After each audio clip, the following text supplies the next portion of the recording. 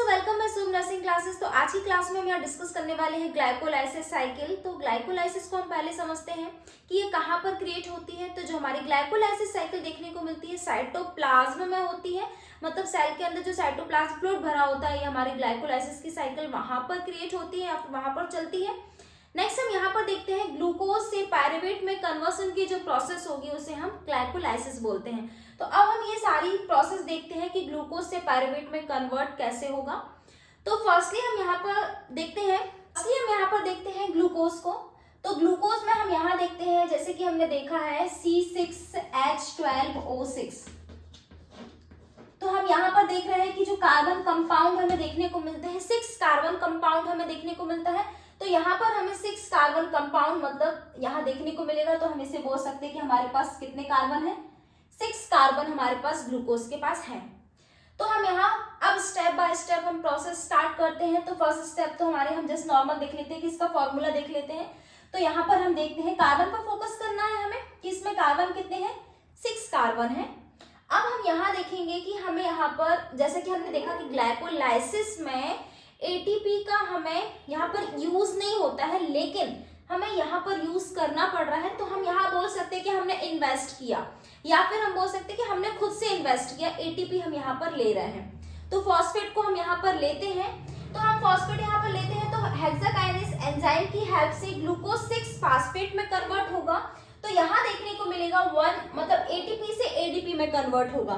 तो एटीपी से जब एडीपी में कन्वर्ट होगा तो हमें देखने को मिलता है 1 एटीपी, मतलब 1 फास्फेट यहाँ पर यूज हुआ। तो जब 1 फास्फेट यहाँ पर यूज हुआ तो हमारे पास कितने फास्फेट हो जाते हैं, यहाँ पर ग्लूकोज 6 फॉस्फेट।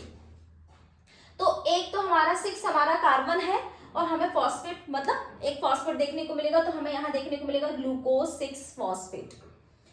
तो हमारे पास एक फॉस्फेट हम यहाँ पर ऐड कर लेते हैं। नेक्स्ट हम यहाँ पर देखेंगे तो हमने यहाँ देखा कि एटीपी से एडीपी मतलब हमने यहाँ पर 1 फॉस्फेट को यूज किया, हमें यहाँ पर फॉस्फेट देखने को मिलता है। नेक्स्ट हम देखते हैं glucose 6 phosphate convert fructose 6 phosphate. तो यहाँ पर हम आइसोमराइज करेंगे तो यहाँ पर कंपोनेंट्स चेंज नहीं होंगे, ओनली स्ट्रक्चर चेंज होगा। वो भी सिर्फ इसलिए क्योंकि जो हमारा ग्लूकोज है वो अदर फॉस्फेट को ऐड नहीं करेगा, तो इसलिए उसे फ्रक्टोज में कन्वर्ट करना पड़ा। तो फ्रक्टोज 6 फास्फेट में हमें देखने को मिलता है बाय द आइसोमरेज एंजाइम की हेल्प से। तो यहाँ पर हमारे पास बन जाता है फ्रक्टोज 6 फॉस्फेट। नेक्स्ट हम देखते हैं fructose 6 phosphate converted fructose 1,6 phosphate. अब यहाँ पर काइनेज एंजाइम का हम यहाँ पर बाय द काइनेज एंजाइम अब यहाँ देखते हैं क्या होगा।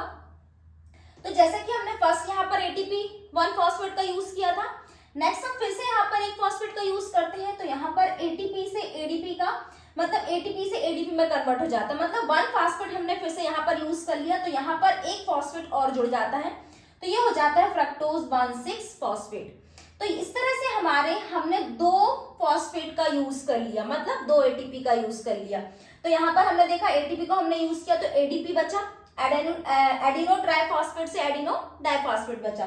सेम यहाँ पर कंडीशन देखने को मिलती है, इसका मतलब हमने यहाँ पर 2 एटीपी यूज की है। तो ये हमारा हो जाता है जस्ट स्टार्टिंग प्राइमरी फेज हो जाता है।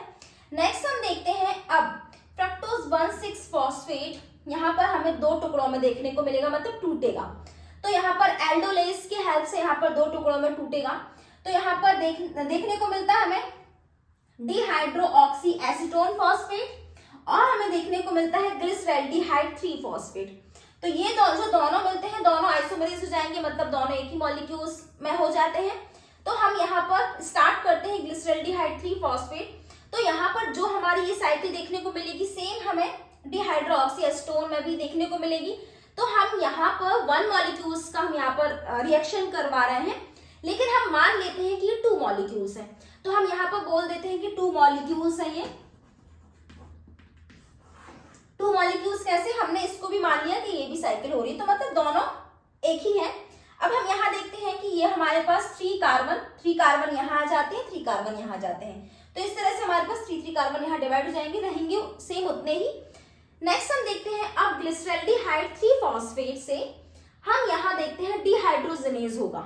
अब डिहाइड्रोजनेज जब होता है तो हम गैस कर सकते हैं कि हमें कन्वर्शन किस में देखने को मिलेगा। तो डिहाइड्रोजनेज जब होगा तो यहाँ पर देखते हैं कि हाइड्रोजन बाहर निकलता है। जब हाइड्रोजन बाहर निकलता है तो हम इसे डिहाइड्रोजनेज बोलते हैं। अब ये हाइड्रोजन कौन रिसीव करेगा, तो जो हमारे कोएंजाइम होते हैं 2NAD+, ये रिसीव करेगा और हमें क्या गेन होगा, 2NADH+। मतलब जो हमारे मतलब हाइड्रोजन क्या हुआ वहां पर रिलीज हुआ, मतलब हाइड्रोजन निकल गया। तो ये हमारा हो जाता है डिहाइड्रोजनेज। तो डिहाइड्रोजनेज में हमें ग्लिसरॉल 3 फॉस्फेट से हमें यहाँ पर बनता है 1,3-बायफॉस्फोग्लिसरेट। अब हम बात करते हैं यहाँ पर एक और फॉस्फेट कैसे आ गया, तो हम यहाँ पर बात करते हैं हम इनऑर्गेनिक फॉस्फेट मतलब IP। इनऑर्गेनिक फॉस्फेट को हम यहाँ पर लेते हैं, तो इनऑर्गेनिक फॉस्फेट को जब हमने लिया तो ये हमारा कन्वर्ट हो गया 1,3-बायफॉस्फोग्लिसरेट में। ये हमारा हुआ हाइड्रोजनेज के हेल्प से पॉसिबल। नेक्स्ट हम बात करते हैं 1,3-बायफॉस्फेट कन्वर्टेड बाय 3-फास्फोग्लिसरेट। अब जैसे कि हमने बात की थी कि हमने यहाँ पर ATP को यूज किया था, हमने 2 फॉस्फेट का यूज किया था। अब बारी आती है, हमने इन्वेस्ट किया था, अब हम बारी आती है कि उसको डबल करने की, कि जो हमने ATP यूज किए हैं उसको हमें डबल करना है। तो हम देखते हैं यहाँ पर 1,3-बायफॉस्फोग्लिसरेट कन्वर्ट होता है 3-फास्फोग्लिसरेट में। हम जैसे कि यहाँ पर देख रहे हैं, अब देखिए 2ATP 2ADP या फिर 2NADH क्यों आया, क्योंकि हमारे 2 मॉलिक्यूल्स हैं, क्योंकि हमने इसे भी माना है। तो हम यहाँ 2 मॉलिक्यूल्स लेके चल रहे हैं, तो ये हमारे 2ADP एंड 2ATP होते हैं। तो हमने देखा कि जो 1,3-बायफॉस्फोग्लिसरेट होगा कन्वर्ट होगा 3-फास्फोग्लिसरेट में। अब यहाँ का 1 फॉस्फेट कहाँ चला गया, तो हम यहाँ पर 2ATP अंदर डालते हैं, तो हमें बनाना क्या है, डबल।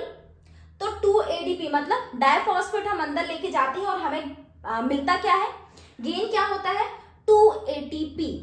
तो हमें यहाँ पर 2 फॉस्फेट हमें यहाँ पर गेन हो जाते हैं। तो इस तरह से हमारे पास 2 फॉस्फेट मिल जाते हैं, तो यहाँ पर हो जाता है 3-फॉस्फोग्लिसरेट।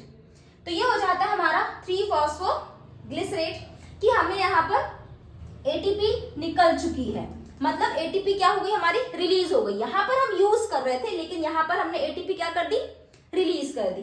नेक्स्ट हम देखते हैं, तो यहाँ पर जो हमारा फॉस्फेट है, एक फॉस्फेट कम हो जाता है, 3-फॉस्फोग्लिसरेट।